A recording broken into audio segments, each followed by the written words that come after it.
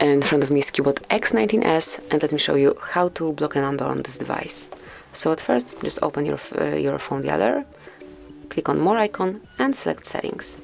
Here you will notice blocked numbers, mark it, and by tapping on Add a number, you can provide the number that you would like to block.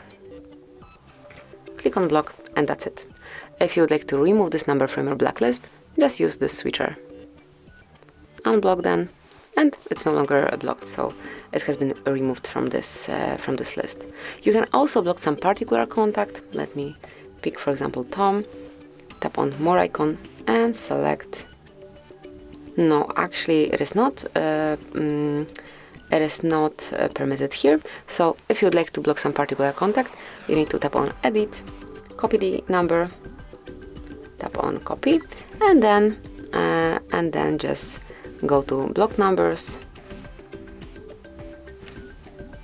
and then provide this number right here. Tap on Block, and that's it. So Tom is blocked now. And that will be all. This is it. Thank you for watching. Please subscribe our channel and leave the thumbs up.